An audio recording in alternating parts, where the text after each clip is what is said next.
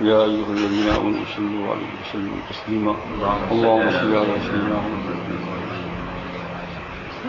يا رب صل وسلم دائما على حبيبك خير الخلق كلهم هو الحبيب الذي يشفع في كل قول من أهوال المختصين.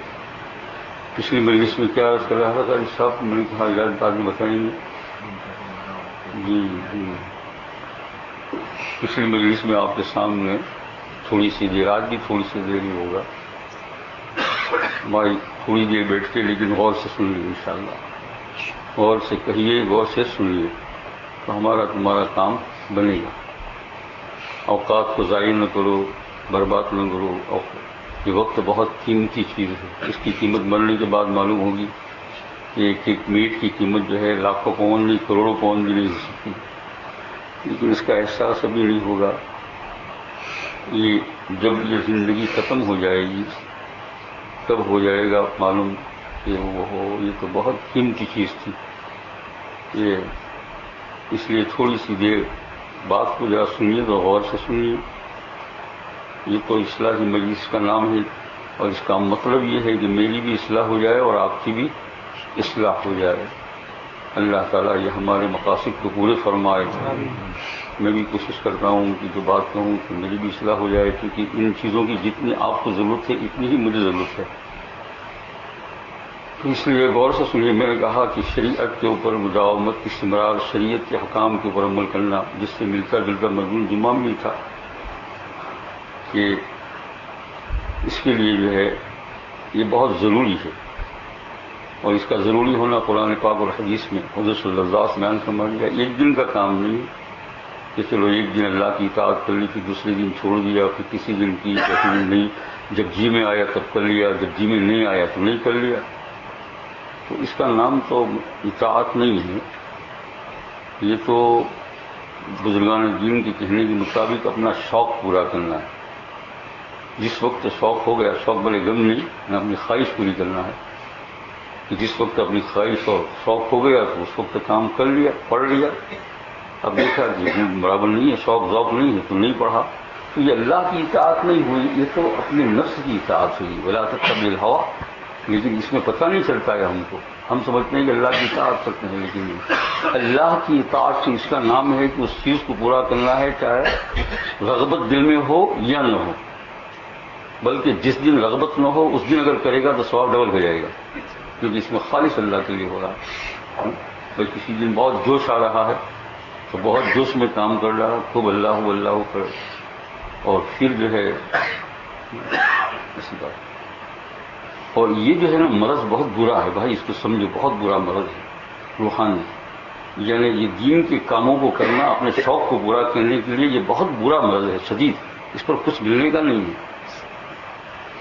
آپ کو معلوم،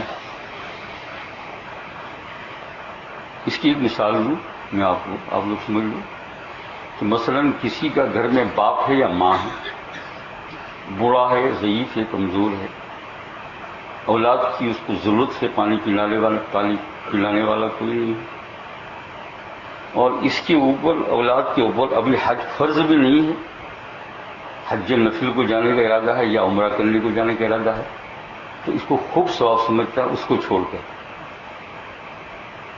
اس کو ثواب سمجھ رہا ہے، اور دل میں کیا سمجھ رہا ہوں، عمرہ کرنے جا رہا ہوں، حج کرنے جا رہا ہوں. حالانکہ اس کے اوپر ابھی حج فرض ہے اور عمرہ تو فرض ہوتا ہی نہیں. اور گھر میں جو ہے بوڑھا باپ یا بوڑھا ماں ہے. سن لو اس مرض کو، سن لو. ابھی دوا تو بعد میں بتاتا ہوں میں، حدیث پاک کی آپ کو. مرض بیماری تو سمجھ میں آ گئی، کب کام بنے گا. یہ شوق اور رغبت کے ساتھ جو ہم کرتے ہیں، چلے کام آئے، چلے عمرہ میں چلے. میں نعوذ باللہ من ذالک کوئی عمرے کی کمی کو نہیں بیان کرتا ہوں. آپ شوق سے کیجیے 10 مرتبہ 15 مرتبہ، لیکن سوال یہ ہے کہ اس میں اپنا شوق پورا کرتے ہو یا اللہ کی اطاعت کرتے ہو. ایک مثال ہے، تمثیل ہے یہ. اب گھر میں جو ہے باپ بوڑھا ہے، ماں بوڑھی ہے، اور اس کو اشد ضرورت ہے، اور وہ بیچارے مارے شرم کے یہ بھی نہیں کہہ سکتے کہ تم عمرے میں نہ جاؤ، کیونکہ لڑتے ہیں کہ بھائی آگے بات سمجھ نیک کام میں جا رہا ہے، میں کیسے منع کروں کچھ. لیکن ان کے حالات سے یہ پتہ چلتا ہے کہ چھوڑنے کے قابل نہیں ہے، اور ہم کو ثواب اس میں سمجھ میں آ رہا ہے. اور اس سے 20 گنا نہیں 100 گنا ثواب اس میں ہے، لیکن وہ نہیں سمجھ میں آ رہا ہے. لیکن یہاں ہماری خواہش نہیں پوری ہو رہی ہے اور اس میں ہماری خواہش پوری ہو رہی ہے. تو یہ ہم اطاعت الہی نہیں کر رہے ہیں، یہاں ہم اپنی نفس کی خواہش پوری کر رہے ہیں. اس کو زیادہ اور مثال کے طور پر سمجھنا ہو تو اور آگے چلو، جب بات آئی ہے تو بیان کر دوں گی آپ کو اس مرض کو سمجھنے کے لیے. رسول اکرم صلی اللہ علیہ وسلم کا پیارا زمانہ ہے، اور رسول اکرم صلی اللہ علیہ وسلم کی رسالت حجاز مقدس سے باہر بھی لوگوں کو پھر اب دعوت جا رہی ہے. اطراف عرب کے اندر یعنی مدینہ مکہ مکرمہ مدینہ منورہ کے ساتھ میں یمن تک چلی گئی. یمن میں حضرت اویس قرنی رحمۃ اللہ علیہ رہتے ہیں. یہ مشکات شریف میں ہے ان کا نام، اتنے بڑے ذل قدر. اب ان کو خبر ہے کہ حضور صلی اللہ علیہ وسلم مدینہ منورہ میں ہے، اور جو آپ کو دیکھے وہ کیا بن جائے گا. لیکن یہ صحابی نہیں بنے. یہ کیا نہیں بنے؟ آج تو ہم عمرے کے لیے مر رہے ہیں، وہ صحابی نہیں بنے. حالانکہ ایک نظر وہ دیکھ لیتے حضور صلی اللہ علیہ وسلم، کیا بن جاتے؟ صحابی. لیکن وہ صحابی نہیں بنے، تابعین میں رہے، کیونکہ ان کی والدہ بہت ضعیف تھی، ان کا کرنے والا کوئی نہیں تھا. ان کو لقمہ منہ میں ڈالنا پڑتا تھا. اماں جان کو اٹھا کر ایک جگہ سے اسی جگہ رکھنا پڑتا تھا ان کو. اور وہ زمانہ اونٹوں کے سفر کا زمانہ تھا. خبر ہے، سب کچھ ہے، اور حضور صلی اللہ علیہ وسلم احکامات بھی معلوم کر رہے ہیں. چنانچہ غزوہ بدر میں جب آپ صلی اللہ علیہ وسلم کے دانت مبارک شہید ہوئے تو انہوں نے اپنے دانت کو توڑ دیا. اپنے دانت اتنے عاشق کے رسول ہیں، دل تڑپ رہا ہے. لیکن صحابی کس اللہ کے رسول صلی اللہ علیہ وسلم کے اس حکم کے اوپر کہ ایک صحابی کو آپ کہتے ہیں کہاں جا رہے ہیں، کہاں جہاد میں جا رہا ہوں، کہاں ماں باپ ہے، کہاں ہے، خدمت کی محتاج یہاں ہے. فرمایا جا خدمت کر، اس سے 20 گنا زیادہ ثواب یا ملے. 20 گنا یا اس سے زیادہ کہوں 20 ملے. دیکھا آپ نے؟ آج ہم تو دیکھا کہ ہم کو جس لائن میں شوق ہو رہا ہے اسی کو ہم شوق اور ہم سمجھتے ہیں کہ ہم جو ہے بہت بڑی اطاعت کرنے والے ہیں، اور بعض اوقات تو اپنے اوپر پتہ نہیں کیا کیا شبہ ہو جاتا ہے. حالانکہ یہ عبادت نہیں ہے. اس مرض کو سمجھنا پڑے گا بھائیو، جب تک نہیں سمجھیں گے اس لیے تو کام نہیں بن رہا. اب اویس قرنی رحمۃ اللہ علیہ، ان کو رضی اللہ تعالیٰ عنہ بھی کہتے ہیں، نہیں دیکھا آپ صلی اللہ علیہ وسلم کی زیارت نہیں کی، اگر کرتے تو صحابی بن جاتے. لیکن حضور صلی اللہ علیہ وسلم کو ان کے حالات معلوم ہوئے تو حضرت عمر رضی اللہ تعالیٰ عنہ کو آپ نے 20 سال سے پہلے ارشاد فرمایا، اے عمر، یمن کا ایک آدمی ایسے ایسے نشان والا تمہیں کبھی ملے گا، تم اس کے پاس اپنے لیے دعا کرانا، وہ مستجاب الدعوات. کتنا بڑا مرتبہ پایا ہے نا. اور ایک مرتبہ یمن سے کنارے سے گزر رہے تھے، یہ اس سے پہلے کی بات ہے، تو حضور صلی اللہ علیہ وسلم فرمایا مجھے خوشبو آ رہی ہے یہاں سے، مجھے یہاں سے خوشبو آ رہی ہے. اور یہ اویس قرنی کی تھی. اور آپ عمر رضی اللہ تعالیٰ، اب یہاں درمیان میں جزئی طور پہ سمجھ لو کہ عمر رضی اللہ عنہ کا مرتبہ بڑھ تو نہیں گیا، اس لیے کہ ہمارا تو عقیدہ ہے کہ جو ہے خلفائے راشدین مہدیین میں ترتیب ہے، ابو صدیق رضی اللہ تعالیٰ عنہ، رضی اللہ تعالیٰ عنہ بعد میں پھر آتا ہے. لیکن یہاں دیکھنا یہ ہے کہ فضیلت کتنی بڑی ہے کہ عمر اگر مل جائے تو پھر عمر رضی اللہ تعالیٰ عنہ حضور صلی اللہ علیہ وسلم کے بعد. جو کہتے ہیں کہ جو یمن سے آئے لوگ تو خیال رکھنا کہتے جا رہے تھے آپ کے زمانے خلافت میں اویس قرنی آئے، اور باتیں ہوئی، وہ بھی باتیں بھی تفصیل کے ساتھ آئی ہے حدیثوں میں، وہ نشان بھی دیکھے ہے نا. یہ تو آپ نے دیکھا. اب کتنی خواہش ہو کہ حضور کو دیکھوں ہے نا. یہ تو خواب میں آج تو ہم تڑپ رہے ہیں. اور زندگی کے اندر ہو سکتا تھا اپنی ماں کو کسی کو سپرد کر دیتے، جاؤ کھلایا پلایا نہیں کھلایا میں جاتا ہوں، 1 مہینے کے اندر 15 دن میں آ جاؤں گا. لیکن نہیں دیکھا آپ نے. حکیم محمد خان رحمۃ اللہ علیہ نے اس واقعے کو لے کر یہاں سے روحانی مرض کو کھینچا. فرمایا کہ لوگوں اپنے روحانی مرض کو سمجھو کہ بہت ساری عبادت کرتے ہیں لیکن وہ نفس کے لیے کرتے ہیں، اللہ کے لیے نہیں ہو رہی ہے. اللہ کے لیے وہ ہے کہ جب دل لگے نہ لگے، دل پر شاخ گزرے نہ چلے، دل اس طرف چلے نہ چلے، اس کا نام کیا ہے؟ اللہ کی بات. یہیں سے یہ مرض جب معلوم ہو گیا تو یہیں سے ساری جزئیات اب حل ہو جائے گی کہ جہاں ہمارا دل چلتا ہے بس اس کو تو ہم نے اطاعت سمجھ لی، جہاں دل نہیں چلتا ہے اس کو ہم نے پیچھے ڈال دیا. یہ اللہ کی اطاعت نہیں ہوئی، یہ تو کس کی ہوئی؟ اپنے نفس کی اطاعت ہوئی. یعنی دین کی رنگ کے اندر نفس کی اطاعت. رنگ کس کا ہے؟ دین کا. رنگ کس کا ہے؟ دین کا. لیکن اس کے اندر کیا ہے؟ غلاظت بڑی ہوئی ہے. جیسے کوئی شربت عمدہ روح قسم کا ہو، اسی جیسا رنگ ہو، لیکن اندر جو ہے وہ شراب بھرا ہوا ہو، شراب کے قطرے بھرے ہوئے ہو. اور ہم لوگ سمجھتے ہیں کہ ہم نے یہ کر لیا وہ کر لیا. نہیں، پہلے سوچو کہ یہ اپنی خواہشات کے مطابق کر رہا ہوں. اور آدمی جب عبادت کرنے کے لیے ایک پروگرام کو توڑے دوسرے پروگرام کو اختیار کرے، کیونکہ اس میں میرا شوق ہے لیکن اس میں میرے اللہ کی زیادہ تاکید ہے، حضور صلی اللہ علیہ وسلم، تو پھر اسی کو اختیار کرے. چاہے اسی لیے جو چیز اس مرض میں وہ چیز بھی آ جاتی ہے کہ جو چیز ہماری زیادہ شہرت کر دیتی ہے وہ ہمیں بہت پسند ہوتی ہے. یعنی وہ بھی عبادات ہے، لیکن اس عبادات میں کیا ہو جائے ہماری اللہ تعالیٰ تمہاری میری حفاظت فرمائے، اور یہ اللہ زندگی میں جو کچھ ہو گیا تو معاف فرما اور راہ راست پر چلنے کی توفیق عطا فرما. جس چیز میں ہماری زیادہ شہرت ہوتی ہو وہ عبادت ہمیں زیادہ پسند ہے، تو وہ عبادت نہیں ہوئی، وہ تو کیا ہوئی؟ اپنی شہرت کی طرف انسان لا گئی. بھائی یہ سارے امراض ہیں نفسانی، بہت سمجھنے کی ضرورت ہے. اسی لیے لوگ جو ہے بھائی کیا کہوں، میں بہت کرنے کو تو دل چاہتا ہے لیکن ڈرتا بھی ہوں. آگے بات سننے، اللہ سے ڈر پہلا اور خلق اتباع کی رعایت بھی ہے. بہت سی مرتبہ ہم چاہتے ہیں کہ یوں مسئلہ حل ہو جائے، یوں ہے. تم لاکھ کتاب پڑھ لو گے، لاکھ سن لو گے، جب تک کہ اپنے قلب کی اصلاح نہیں کرو گے ایک مسئلہ بھی سیدھا نہیں ہوگا. اس کو یاد رکھ لو. جس کو کرنا وہ کرنا، نہیں کرنا وہ نہیں کرنا. میں آپ کے اوپر زبردستی نہیں کرتا ہوں. ایک چیز بھی اللہ کی اطاعت کے لیے صحیح نہیں ہوگی جب تک کہ قلب کی اصلاح نہ ہو جائے. یہ اول در، اور اس کی اصلاح ہو جائے گی تو سارے مسائل خود بخود آ جائیں گے. سب کا کرنا آسان ہو جائے گا، سب کا کرنا آسان ہو جائے گا، سب کا کرنا آسان. یہ اگر سمجھ میں آئی دیکھ لیجیے رمضان مبارک کے اندر مکہ مکرمہ مدینہ منورہ بہت اونچی عبادت ہے، لیکن کہیں نفسانی خواہشات تو کام نہیں کر رہی. یہاں ٹیسٹ نہیں آ رہا ہے، وہاں ٹیسٹ آ رہا ہے. دیکھیو ہے نا. اور میری بات غلط ہو تو مجھے دے دینا، آگے نہ بڑھاؤ. اپنے اب نفس کو دیکھ لو، کہیں ٹیسٹ بڑھانے کے لیے تو نہیں جا رہے. بھائی بات سمجھ میں آ رہی ہے؟ ہم سمجھنے کی یا نہیں؟ سمجھو اس کو. یہ نفس کی اصلاح کا معاملہ ہے. میں جا رہا ہوں رمضان کے عمرے کے لیے، بے شک جاؤ، بہت ثواب. ایک روزے کا جو حدیث پاک میں ہے وہ سب ہے. میں بھی جاتا ہوں، لیکن سوال یہ ہے کہ میں اپنے نفس سے پوچھتا ہوں کہ ٹیسٹ کے لیے جا رہا ہے کہ یہاں اتنا مزہ نہیں آئے گا، روزہ کیسے کٹے گا، یوں ہے یوں ہے یوں ہے، وہاں جائیں گے تو یوں سونے کا مل جائے گا، یوں ہوٹل میں کھانے کا، یوں پبلک ہے نا. اور ٹیسٹ آ رہا ہے، اس ٹیسٹ کی وجہ جا رہا ہے تو جیسا گیا ویسا ہی آ گیا. بلکہ اس سے بھائی یہ نفسانی امراض ہے میرے عزیز دوست اور بزرگوں.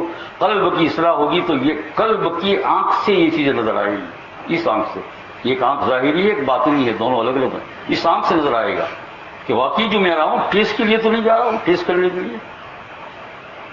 اور بھائی جس عبادت میں ٹیسٹ کر رہے ہو تو اس میں لطف اور مزہ کیا ہوگا؟ پھر مزہ نہیں ہوگا نا. اس لیے تو بزرگان دین جنہوں نے صحیح قلب کے امراض کو سمجھا، اپنی اصلاح کی، لوگوں کو سمجھایا، انہوں نے ہر اس چیز کے اوپر بہت غور کیا. دیکھو اس روحانی مرض کو سمجھاتے ہوئے مجد ملت رحمۃ اللہ علیہ نے عجیب واقعہ لکھا. ایک صاحب تھے اللہ والے سے، اپنے قلب کی اصلاح کر رہے تھے اور ان کے پیر بھی موجود تھے. ان کے پیر بھی موجود تھے. تو ایک مرتبہ مراقبہ کرتے کرتے یہ آ گیا کہ میں جہاد میں چلا جاؤں. بہت بڑی خواہش، لیکن پھر انہوں نے سوچا کہ دیکھو میرا شیخ تو موجود ہے، ابھی مجھے اس سے مشورہ تو کرنا چاہیے. بہت غور کیا کہ نفس کی کوئی اس میں آمیزش نہیں ہے، نفس کی کوئی شرارت نہیں ہے. لیکن ایک بات ہے کہ میں اپنے شیخ کو تو پوچھ لوں، بھائی سگنیچر تو ہو جائے اپنے جس کے ساتھ. انہوں نے تو بہت غور کیا لیکن نہیں سمجھ میں آ رہا ہے. لیکن ان کی یہ بڑی خوش نصیبی تھی کہ وہ اپنے سر پر کسی کو رکھا. آج تو سر پر کسی کو کوئی رکھنے کے لیے تیار ہی نہیں ہے. رجوع کیا. انہوں نے کہا توبہ کرو، بیٹھ کر یہی کام کیا کرو جو کہتے ہیں. کہا کیوں حضرت؟ کہا قریب آؤ.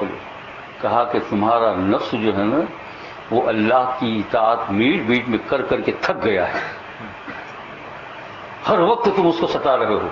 بہت بڑا مجاہدہ ہے نا. پانی پیو تو بیٹھ کر پیو، جو کھڑے ہو کر پی لیا تو استغفار کرو، بیت الخلاء میں جاؤ تو یہ سنت کرو، ادھر نہیں دیکھو، راستہ چلو تو نیچے دیکھو، کسی عورت پر نہیں دیکھو. اگر بھولے سے بھی ہو جائے تو خوب رو، استغفار کرو، رات کو اٹھو، دن کو اٹھو، نماز پڑھو، چاہے 4:15 بجے ہو، چاہے رات کو جلدی سے نماز پڑھنا ہو فجر کی. یہ ہے نا. تو یہ تمہارے نفس پر باری ہوا تو نفس نے کیا سوچا کہ یہ روز روز کی مصیبت سے ایک مرتبہ گردن چلی گئی، پاپ کٹ گیا. دیکھا آپ نے کیسا مرض کھینچا، سونا توبہ کی. حضرت میری سمجھ میں آ گیا، میں اس کو اسی میں رونا کروں گا. کبھی کبھی ہم کو بھی ہوتا ہے جہاں 4:15 بجے نماز پڑھنی ہے اور جدہ میں جا کر پھر اچھے وقت میں نماز پڑھیں گے، تو چلو یہ تو بہت بہت بڑی چیز ہے اس کو سمجھنے کے لیے. اور خدا کے واسطے نہ سمجھ میں آئے تو اپنے پاس ہی رکھنا، لیکن ذرا سا غور کرو گے تو سمجھ میں آ جائے گا. اس کا دار و مدار نفس کے اوپر ہے. امراض نفسانیہ بہت خوب خیال کرنا، اور بہت موٹی بات ہے ویسے سمجھنے کے لیے، لیکن نفس نہ سمجھنے دے تو اور بات ہے. تو بہت ساری اطاعت جو ہم کر رہے ہیں ہمارے شوق سے کر رہے ہیں، ذوق سے کر رہے ہیں، جب ذوق اور شوق ختم ہو گیا تو اس کو چھوڑ رہے ہیں، تو یہ اللہ کی اطاعت نہیں ہوئی. ہاں ذوق اور شوق ایک درجے میں ہے. وہ کیسا؟ وہ اس وقت ہے جب کہ ذوق اور شوق میں بھی کرتے ہیں، اور جب ذوق اور شوق نہیں ہو تب بھی کرتے ہیں، چاہے کیسا بھی دل نہیں چاہ رہا ہے، بس لگا لیا. مثال کے طور پر ایک آدمی مان لو کہ 100 مرتبہ درود شریف پڑھنے کا یا 200 ایگزامپل معمول ہے، اور دل لگ رہا ہے تو خوب پڑھا ہے. اور آج تو ایسا ہے کہ بھائی دل نہیں لگا، اس کہ سمر کا ٹائم ہے، لوگ باہر پھر رہے ہیں، میں بھی جاؤں یہ بھی جاؤں، ہے نا. اس وقت اس کا دل نہیں لگ رہا ہے، لیکن اس وقت بھی وہ اپنے ٹائم کی پابندی کرتے ہوئے، چاہے بالکل دل حاضر نہیں ہے لیکن وہ اپنی تسبیح پوری کرتا ہے، اللہم صلی علی سیدنا. اور آخر میں کہتا ہے یہ اللہ میرے دل نے میرا ساتھ نہیں دیا، میرے نفس نے، تو میرا ساتھ دے دے. اس حال میں تو پھر وہ ذوق اور شوق والی اطاعت بھی اطاعت بن جائے گی، اور یہ بھی بن جائے گی، دونوں بن جائے گی.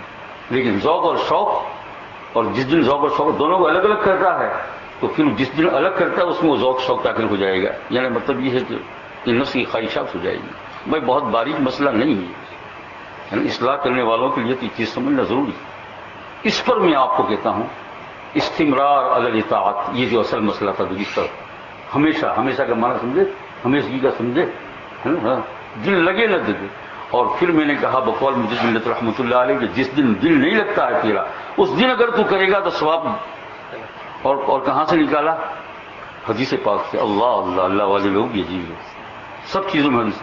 انہوں نے کہا کہ حدیث پاک کا مفہوم ہے کہ ایک آدمی قرآن پاک کو پڑھ رہا ہے، اس کو خوب یاد ہے، وہ سرسری پڑھتا جا رہا ہے، اس کے لیے بہت ثواب ہے، 1 ارب پر اتنی نیکیاں. لیکن ایک آدمی اٹک اٹک پڑھ رہا ہے، فرمایا اس کا ثواب ڈبل ہو گیا.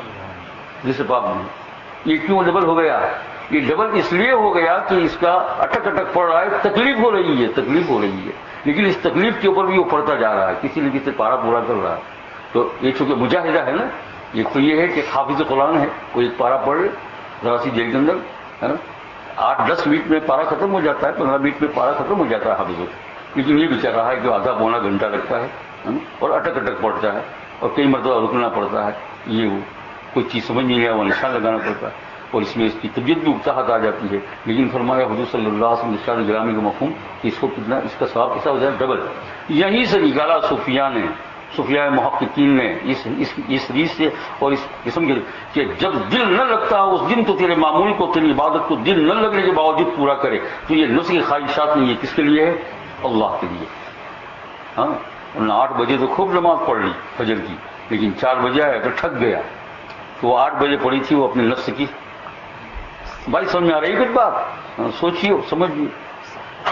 ہم تو کہہ رہے ہیں پھر ایسا نہ ہو جائے کہ کسی نے بتایا نہیں. اور آج سارے مسائل اسی کے اندر ہے. قلب نہیں بنا ہوا ہے تو ہزاروں باتیں پیش آ رہی. قلب جب بن جائے گا، اس کی بصیرت کھل جائے گی تو آدمی خود ہی تلاش کرتا پھرے گا. کیا ہو جائے گا؟ خود ہی تلاش کرتا پھرے گا. ہاں ایک آدمی کو اگر اس بات کا یقین ہو جائے کہ بدن کے اندر کچھ بیماری ہو رہی ہے اور فلاں بیماری ہونے کا اندیشہ ہے، جب اس کو یقین ہو جائے گا 2-4 ڈاکٹروں سے، تو وہ زیادہ سوال نہیں کرے گا. آپ کہے گا بھائی دوا آپریشن سو جاؤں، کاٹ دو، یہ کر دو، وہ کر دو، سب پر تیار ہو جائے گا. ہو جائے گا نہیں جسمانی، جب اپنے روحانی نفس کی بیماریوں پہ یہ ہو جائے گا. بھائی خوب سمجھ لیجیے. تو استمرار علی عبادت کا معنی یہ ہے کہ جو چیزیں ہم کر رہے ہیں چاہے ہمارا ذوق ہو، شوق ہو، نہ ہو، ہر حال کے اندر ہم اس کو، اور خاص کر کے امور جائز ناجائز میں اور فرائض میں، یہ چیز بڑی ہم کو، مثلا ایک چیز حرام ہے، اب ہمارا شوق لگا تو ہم نے حرام کو چھوڑ دیا، لیکن جب دیکھا کہ ہمارا شوق نہیں ہے تو چلا لیا، پھر دوسری چیز سامنے آ گئی، کچھ نہیں کہا اللہ معاف فرماتی، یا کوئی تعبیر یا کسی کے پاس جا کر کوئی مسئلہ غلط لے لیا اور اس کے اوپر تعبیر کر لی، دیکھا اپنی یہ نفس کا بگاڑا۔ اور استمرار کا معنی کیا ہے کہ یہ گناہ ہے، گناہ ہے، حرام ہے، حرام ہے، یہ نہیں کرنا ہے، اور کبھی کر لیا تو اس کے اندر ذرہ برابر بھی جواز نہ سمجھے، بلکہ اگر کسی وقت نفس کی نالائقی سے ہو گیا تو پھر اس کو یقین کرے کہ یہ میں نے بہت خراب کام کیا، اور اس کو روئے دھوئے، جب تک کہ اس کا دل یقین نہ کرے تب تک وہ اس عمر کو انتباہ کرنے کو چھوڑے نہیں۔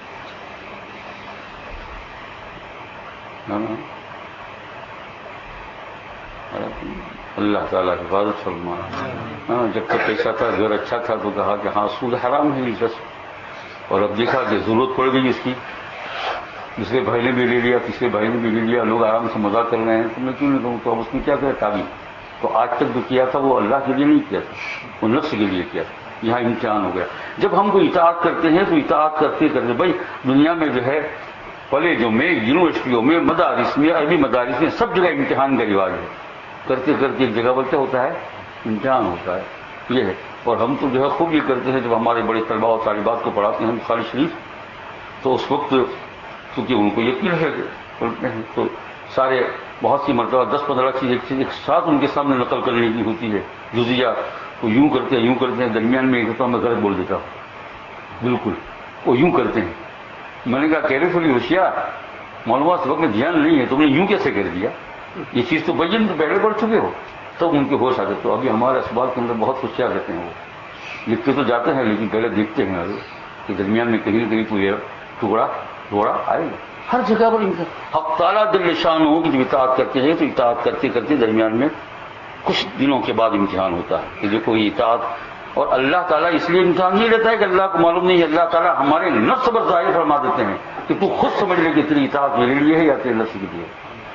اللہ تو اللہ الغیوب ہے۔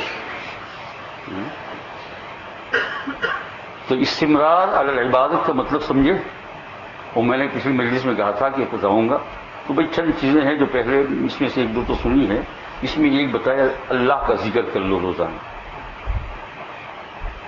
تھوڑا سا ہو چاہے 5 منٹ ہو، دل لگا کر ذکر کا جو بھی طریقہ آپ نے اختیار کیا ہو، کوئی تسبیحات سے ذکر کرتے ہیں، سبحان اللہ، الحمدللہ، اللہ اللہ بھی کہہ دو، یہ ذکر کی مجلس میں جو لوگ بیٹھتے ہیں تسبیحات پڑھتے ہیں یہ بھی ذکر کرتے ہیں، لیکن ان کو بتا دوں کہ وہ کم از کم 20 مرتبہ اتنا کہہ دے، لا الہ الا اللہ، لا الہ الا اللہ، لا الہ الا اللہ، لا الہ الا اللہ، اور ہر 5-7 مرتبہ کے بعد محمد رسول اللہ کہہ دے گا۔ یہ معین گنتی نہیں ہے، ہمارے حضرت شاہ وسیع اللہ رحمۃ اللہ علیہ نے پہلی مرتبہ، میں پہلے بھی آپ کو ذکر کیا تھا جب مجھے ذکر سکھایا تو انہوں نے یہی بتایا، 40 سال قبل کی بات ہے، کہ اس طریقے سے ذکر کو لا الہ الا اللہ، لا الہ الا اللہ، لا الہ الا اللہ، درمیان یہ لا الہ الا اللہ جو افضل ذکر کہا۔ تو کوئی بھی تسبیحات تو اس میں بھی آتا ہے سبحان اللہ والحمدللہ لا الہ الا اللہ، لیکن یہ ذرا استعزاز کے ساتھ کم از کم کیا کر لے گا، 20 مرتبہ اس کلمے کو ورد کر لے گا، کم از کم۔ سب کو وہاں جو بھی آ کر بیٹھتے ہیں وہ سب کو میں کہتا ہوں، سب کو اجازت کی، ماشاء اللہ اس میں کیا اجازت دی، یہ تو اللہ کے رسول نے اجازت دی ہے، ہماری اجازت کا کیا سوال ہے، اللہ کے رسول نے اجازت نہیں دی بلکہ تاکید فرمائی ہے، عبد الذکر لا الہ الا اللہ محمد رسول اللہ۔ یہ تو ایک تو ذکر، اور اس میں یہ ہے کہ ذکر کی مجلس میں جس دن کسی عذر سے نہ آنا ہو تو اس کو چھوڑے نہیں، کسی اور وقت میں اس کو کر لے گا، کوئی وقت ڈھونڈ لے گا، اصل بات کا کہیں بھی گھر میں بیٹھ کر جہاں بھی آپ کو موقع مل جائے، کیونکہ جس دن ذکر کا ناغا اس دن روح کا فاقہ، ذکر کا ناغا روح کا فاقہ، فاقہ مانے بھوک، فاقہ مانے کیا ہے، آج روح بھوکی رہی، چاہے 10 منٹ کا آپ نے ذکر کر کیا ہے، لیکن جب نہیں کرتے ہو تو اتنی دن سے آپ کی روح کا فاقہ ہو رہا ہے، اور جو جسم 3 دن تک بھوکا رہے تو مرنے کے قریب ہو جائے، تو روح بھی اگر کچھ دنوں تک بھوکی رہے گی تو کیا مریض جائے گی، مرنے کے قریب ہو جائے گی، لیکن اس کا احساس اور پتہ نہیں چلتا، جسم کی کمزوری معلوم ہوتی ہے اور یہ معلوم نہیں ہوتی، جس دن ذکر کا ناگاہ اس دن ہوگا فقا. یہ لفظ میرا نہیں ہے، یہ حکیم الامت رحمۃ اللہ علیہ کا لفظ ہے. تو ایک بات تو یہ ہوئی، آج تو ختم بھی بتا ہی دیتے ہیں، آگے کی بات سنیں. ایک بات تو یہ ہوئی. دوسری بات یہ ہے کہ چلتے اٹھتے بیٹھتے یہ تو بہت آسان ہے. اللہ جل شانہ کی جو نعمتیں ہمارے اوپر ہے اس کو ذرا سوچا کرو. اس کے لیے بیٹھنے کی بھی ضرورت نہیں ہے. آپ گھر سے مسجد آ رہے ہیں، ادھر جا رہے ہیں، راستے میں سوچو، اور چیزوں کو سوچنے کے بجائے، عورتوں کی طرف دیکھنے کے بجائے، ہے نا، اور عورتیں مردوں کی طرف دیکھنے کی بجائے کیا سوچا کرے گی، اللہ دیکھو میں جا رہا ہوں، میری آنکھ ہے، میری آنکھ سے دیکھ رہا ہوں. اللہ تم نے آنکھ، اللہ میری اتنی عمر عطا ہوئی، میری اتنی عمر ہو گئی، میری آنکھ کو تم نے صحیح سلامت رکھا ہے نا. یہ کوئی آدمی کو اگر آپ راستے میں دیکھے کہ بیچارہ بہت چلنے سے عاجز ہے، وہ بھی بیچارہ بہت اچھا ہے، اس کو بھی ثواب مل رہا ہے، لیکن اس کو دیکھ کر شکر ادا کریں گے اللہ میرے پاؤں چل رہے ہیں، یہ پاؤں چل رہے ہیں. اور بہت ساری نعمتوں کو یاد کیجیے کہ اللہ تعالیٰ تم نے مجھے یہ دیا ہے، یہ دیا ہے، یہ دیا، کتنی بڑی دولت دی ہے. اور تین چیزیں تو میں تو اپنے لفظوں میں اس کو بولا کرتا ہوں یا آپ لوگوں کے سامنے کہتا ہوں، کیونکہ آپ میرے مجلس میں ہیں، ہمارے دوست، سبھی مسلمان دوست ہیں، لیکن آپ لوگ سننے کے واسطے بیٹھتے ہیں.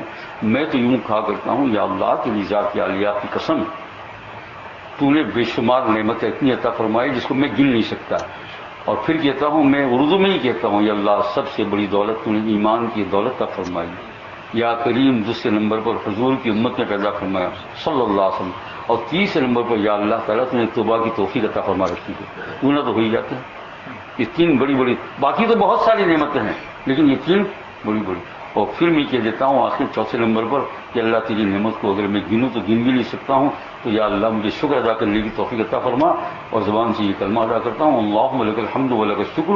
لیکن پھر اپنے نفس یہ نہیں سمجھے کہ میں نے شکر ادا کر لیا، تو پھر میں وہ کلمہ پڑھتا ہوں جو حضور صلی اللہ سے پڑھا، اللہم انی اعوذ بک منک لا احصی ثناء علیک انت. اللہ میں تیری پناہ چاہتا ہوں، جس طرح تیری ذات اور تیری خوبیاں ہیں میں ایسا شکر ادا نہیں کر سکتا. بس یہ کبھی کبھار جب کبھی مجھے آتا ہے تو میں چلتے اٹھ کے بیٹھتے یہ زبان سے ادا کر لیتا ہوں. آپ لوگوں کو بھی یہ تلقین کرتا ہوں. تو ایک تو ذکر چاہے 10 منٹ کا، جس دن مجلس ذکر بہت ہی عجیب چیز ہے یہ اگر سمجھو تو، لیکن عذر ہے، مجبوری ہے، بیماری ہے، دوری ہے. بھائی اس وقت جو ہے رات کا بہت جلدی حصے میں نماز ہو جاتی ہے. وہ بھی میں نے اپنے دوستوں سے کہا کہ تمہاری خواہش ہے تو وقت بدل دوں. میں نے کہا ہے نا، اگر تم چند لوگ مل کر راضی ہو جائے تو میں نے کہا دوسرا کوئی وقت مقرر کر دیں. لیکن پھر بھی اگر آپ گھر پر کر لیں، بہت دور ہے، بیماری ہے، تو گھر پر جس دن نہ آ سکے تو وہ 5-10 منٹ ایسا نہ سمجھے کہ اب یہ کوئی واجب فرض تھوڑا ہے، نہیں. جس دن ذکر کا ناگاہ کا فاقہ اس کو یاد رکھنا. اور دوسرے نمبر میں نے کیا بتایا، استعداد ہے، یہ تو چلتے اٹھ کے بیٹھتے ہو جائے گی. اور تیسرے نمبر پر ایک چیز ہے جو شاید آپ پر محنت، وہ یہ ہے کہ جب کبھی کوئی ایسا آدمی ملے اللہ والا کہ اس سے آپ کو اپنی اصلاح کی امید ہو رہی ہو، تو اس کی مجلس کو نہ چھوڑیے کسی بھی صورت میں، اور اپنا دل اس کے دل کی طرف متوجہ کر کے بیٹھیے. دل کو، صرف چہرے کو نہیں، چہرہ تو ہے ہی ہے لیکن دل کو، ہے نا. اور حضرت مولانا فضل الرحمان گنج مراد آبادی رحمۃ اللہ علیہ بہت بڑے بزرگ گزرے ہیں، مسجد گزرے ہیں، لیکن مسجد بھی دیکھو کیسی بات کرتے ہیں. وہ کہتے ہیں کہ روس، جس کو رشیا کہتے ہیں آج کل، روس کے اندر ایک چڑیا جانتے ہو نا، کیا کہتے ہیں پرندہ، کیا کہتے ہیں، برڈ، ایک برڈ ہے، ایک اس کا نام قاز ہے. اس چڑیا کا نام قاز، بڑے قاف سے، قاف الفظی اردو میں بولتی، انگلش میں پتہ نہیں کیا ہوگا، قاز. اس کی پیدائش روس میں ہوتی ہے. لیکن یہ بعض سردیوں کا زمانہ ہندوستان پاکستان میں یہ گزارتی ہے قوم، ہے نا. ہم جیسے ہم جاتے ہیں نا، وہ یہ تو چونکہ رسیا سے اس لائن کے اندر ہندوستان پاکستان قریب پڑتا ہے تو وہاں گزارتی ہے. تو فضل الرحمان گنج مراد آبادی رحمۃ اللہ علیہ فرماتے کہ خاص چڑیا جب وہاں سے نکلتی ہے تو اپنے گھونسلے کے اندر انڈے رکھ کر آتی ہے بہت سارے، وہ پھر چلی آتی ہے ہندوستان پاکستان، کئی مہینے نکالتی ہے. تو یہاں سے اس پر توجہ کرتی ہے تو وہ انڈے کے اندر بچے پیدا ہوتے ہیں، یہاں سے وہ توجہ ہند سماپت. تو فرمایا ایک چڑیا جب توجہ کرتی ہے، اس کی توجہ سے انڈے پیدا ہوگی. کیا کوئی اللہ والا تمہاری طرف توجہ کرے گا اور تم اس کی توجہ کرو گے تو کیا کل بھلی سدھرے گا؟ یہ باتیں سننا ہے. تو سمنون، حضرت سمنون رحمۃ اللہ علیہ بہت بڑے بزرگ ہیں، بڑے بڑے بزرگوں نے ان کا ذکر کیا. ایک دن ایسے بہت سیدھے سادے تھے، سیدھے سادے بات کر رہے تھے، کوئی بات میں جذبہ نہیں، کوئی یہ بلبلا نہیں، بس بات کر رہے تھے لیکن دل سے. وہ بات کر رہے تھے اللہ جل شانہ سے پائیو محبت پیدا کرو، ایسا ہی کہہ رہے تھے. تو یہ چڑیا پہلے تو آ کر قریب میں بیٹھی. مکاشفۃ القلوب میں تھانوی نے یہ واقعہ لکھا ہے. قریب میں آ کر بیٹھے. پھر وہ وہی بات کرتے رہے تو مجلس والے دیکھ رہے. پھر وہ چڑیا آہستہ سے نیچے اتر کر آ کر بیٹھی، قریب میں آئی. وہ اسی میں بات کر رہے تھے تو اہل مجلس ذکر کرتے ہیں کہ چڑیا آہستہ آہستہ ان کے پاس آئی. لوگوں کو بڑا تعجب ہو رہا ہے. اور پھر آنن فانن ان کی گود میں آ کر بیٹھ گئی. اور وہ بات کر رہے تھے. انہوں نے کہا کہ کچھ نہیں کرو، بیٹھنے دو، چڑیا ہے. تھوڑی دیر وہ تڑپتی رہی، جان دے دی گئی، مر گئی اللہ کے عشق اور محبت کے اندر. دیکھا آپ نے بھائیو، یہ باتیں جو ہے نا یہ یوں نہیں سمجھ میں آتی ہے. یہ جو ہے نا اسی سے پھر حب رسول اور حب الہی کا ایک نہر چالو ہوگی. پھر زیادہ آپ کو جھنجھٹ کرنا نہیں پڑے گی، ہے نا. پھر آپ وہ کام کر لو گے کہ جس کے اندر آپ کو پوچھنے کی ضرورت ہے ہی، وہ کام کر لو گے. تو بھائی ایک تو کیا ہوا ذکر اللہ، ایک اللہ کی نعمت کی یاد، اور تیسرا اہل دل کی خوشی. چلے جاؤ کہیں کسی جگہ پر چلے جاؤ، آپ کو اگر معلوم ہو تو ملکوں میں چلے جاؤ. یہ ہے. اور چوتھے نمبر پر دعا کر کے اللہ عطا فرما، یہ اللہ مجھے استمرار ہمیشہ عطا فرما. فرمائیے بزرگوں نے یہ لکھا ہے 4 چیزیں جس کے اندر آ جائے گی، اور سب حدیث پاک اور قرآن پاک سے ثابت ہے. فرمایا اس کا دل بن جائے گا، استمرار ہمیشگی ہو جائے گی اللہ کی اطاعت کے اوپر. پھر شوق نہیں پورا کرے گا، پھر اللہ کی چاہت کو پورا کرے گا. اللہ تعالیٰ توفیق عطا فرمائے. سبحان اللہ.